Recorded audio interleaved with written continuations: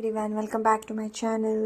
ಇವತ್ತು ಸತ್ಯನಾರಾಯಣ ಕಥೆ ಪ್ರಸಾದ ಮಾಡೋದು ಹೇಗೆ ಅಂತ ತೋರಿಸ್ಕೊಡ್ತೀನಿ. ಮೊದಲಿಗೆ ಒಂದು ದಪ್ಪ ತಳ ಇರೋ ಪಾತ್ರೆಗೆ ನಾನು ತುಪ್ಪವನ್ನು ಹಾಕ್ಕೊಳ್ತಾ ಇದ್ದೇನೆ. ಒಂದು 1/4 ಲೀಟರ್ ತುಪ್ಪನ ಅದು ಹಾಕ್ಕೊಂಡಿದ್ದೀನಿ. ಇದಕ್ಕೆ ನಾನು ರವವನ್ನು ಹಾಕ್ಕೊಳ್ತಾ ಇದ್ದೀನಿ. ನಾನಿಲ್ಲಿ 1/4 ಕಪ್ ಆಗುವಷ್ಟು ರವವನ್ನು ತೊಗೊಂಡಿದ್ದೀನಿ. ಇದನ್ನು ತುಪ್ಪದಲ್ಲಿ ಚೆನ್ನಾಗಿ ಫ್ರೈ ಮಾಡ್ಕೋಬೇಕು. ಚೆನ್ನಾಗಿ ಲೋ ಫ್ಲೇಮಲ್ಲಿಟ್ಟು ಚೆನ್ನಾಗಿ ಫ್ರೈ ಮಾಡ್ಕೊಳ್ಳಿ. ಅಂದರೆ ರವೆ ಸ್ಮೆಲ್ ಬರಬೇಕು, ಅಲ್ಲಿ ತನಕನೂ ಚೆನ್ನಾಗಿ ಫ್ರೈ ಮಾಡ್ಕೊಳ್ಬೇಕು. ಈ ರೀತಿ ಚೆನ್ನಾಗಿ ಫ್ರೈ ಆಗಬೇಕು. ಇದಕ್ಕೆ ನಮಗೆ ಇವಾಗ ಹಾಕೋದಕ್ಕೆ ನಾನು ಬಾಳೆಹಣ್ಣನ್ನು ಸಹ ಇಲ್ಲಿ ಕಟ್ ಮಾಡ್ಕೊಳ್ತಾ ಇದ್ದೀನಿ. ನಾನಿಲ್ಲಿ ಪಚ್ಚ ಬಾಳೆಹಣ್ಣನ್ನು ಯೂಸ್ ಮಾಡ್ಕೊಂಡಿದ್ದೀನಿ. ಇದು ಸ್ವಲ್ಪ ಹಣ್ಣಾಗಿರಬೇಕು ಅಂತ ಬಾಳೆಹಣ್ಣನ್ನು ನೀವು ಇಲ್ಲಿ ತೊಗೊಂಡು ಈ ರೀತಿ ಚಿಕ್ಕ ಚಿಕ್ಕದಾಗಿ ಕಟ್ ಮಾಡ್ಕೊಳ್ಳಿ. ಇಲ್ಲಿ ಸ್ವಲ್ಪ ಫ್ರೈ ಆದಂತಹ ರವಕ್ಕೆ ನಾನು ಬಾಳೆಹಣ್ಣನ್ನು ಸಹ ಹಾಕಿಬಿಟ್ಟು ಚೆನ್ನಾಗಿ ಫ್ರೈ ಮಾಡ್ಕೊಳ್ತಾ ಇದ್ದೇನೆ.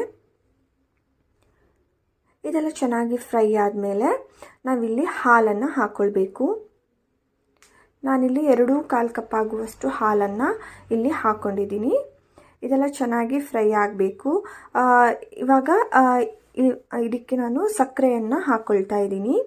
ನಾನು ಎಷ್ಟು ರವವನ್ನು ಯೂಸ್ ಮಾಡಿದ್ನೋ ಅಷ್ಟೇ ಸಕ್ಕರೆಯನ್ನು ಸಹ ನಾನಿಲ್ಲಿ ಹಾಕ್ಕೊಂಡಿದ್ದೀನಿ. ನಿಮಗೆ ಸಕ್ಕರೆ ಸ್ವಲ್ಪ ಜಾಸ್ತಿ ಬೇಕು ಅಂದರೆ ನೀವು ಇಲ್ಲಿ ಹಾಕ್ಕೊಳ್ಬಹುದು.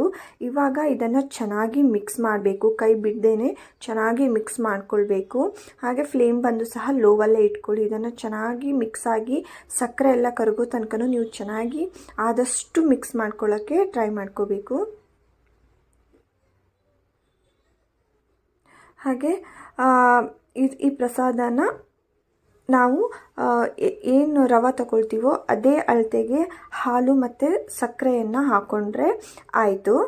ಇಲ್ಲಿ ನೋಡಬಹುದು, ನಾನಿಲ್ಲಿ ಮಿಕ್ಸ್ ಮಾಡಿ ಈ ರೀತಿ ಚೆನ್ನಾಗಿ ಮಿಕ್ಸ್ ಆಗಿ ಬಂದಿದೆ. ಈ ರೀತಿಯೇ ಚೆನ್ನಾಗಿ ಮಿಕ್ಸ್ ಆಗಬೇಕು. ಈ ರೀತಿ ಆದರೆ ಏನು ಸತ್ಯನಾರಾಯಣ ಕಥೆ ಪ್ರಸಾದ ರೆಡಿಯಾಗಿದೆ ಅಂತ. ಇದನ್ನು ನಾವು ಬೇರೆ ಪಾತ್ರೆಗೆ ಟ್ರಾನ್ಸ್ಫರ್ ಮಾಡ್ಕೋಬೇಕು. ಪ್ರಸಾದವನ್ನು ಬೇರೆ ಪಾತ್ರೆಗೆ ಹಾಕೊಳ್ಳುವಾಗ ತುಂಬ ಜಾಗ್ರತೆಯಿಂದ ಹಾಕಿ. ಕೈ ಮೇಲೆ ತುಂಬ ಹಬೆ ಬರೋ ಚಾನ್ಸಸ್ ಇರುತ್ತೆ. Thank you for watching. Please subscribe to my channel. Thank you.